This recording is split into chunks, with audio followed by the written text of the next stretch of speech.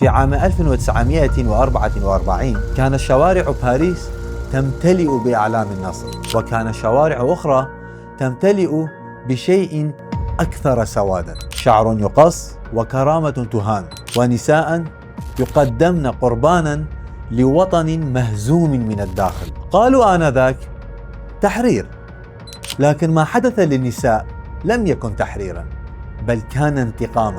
واليوم بعد 80 عاما يتكرر المشهد، لكن هذه المرة في روجافا. لا أجراس كنائس تسمع، بل تكبيرات ملوثة بالحق.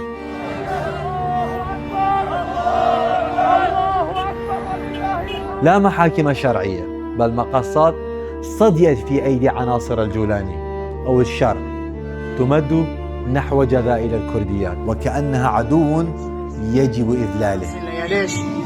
هي رايحة بس شعرها والله هي الخير. في باريس كانت التهمة ابتسامة لجندي نازي، لكن في روجافا التهمة أخطر: إنك كردية وإنك امرأة.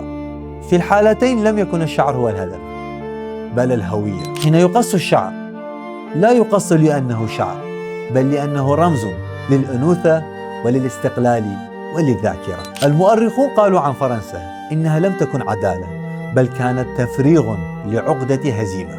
واليوم نرى نفس العقدة، نفس الرجال الذين فشلوا في بناء دولة فقرروا إثبات قوتهم على أجساد النساء الكرديات. الفرق الوحيد: فرنسا احتاجت عقودا لتخجل من ماضيها، أما نحن فما زلنا نجبر الضحية على الصمت ونطلب منها أن تتفهم الظروف. في باريس نبت الشعر من جديد، لكن الذاكرة لم تشفى. وفي روجافا الجذائل ستنبت من جديد. لكن السؤال الحقيقي: كم جيلا يحتاج الوطن ليعترف بأن كرامته لا تستعاد بإهانة نسائه؟ تاريخ أسود خلف الشعارات النصر، فما أشبه اليوم بالأمس، وما أبعدنا عن التعلم.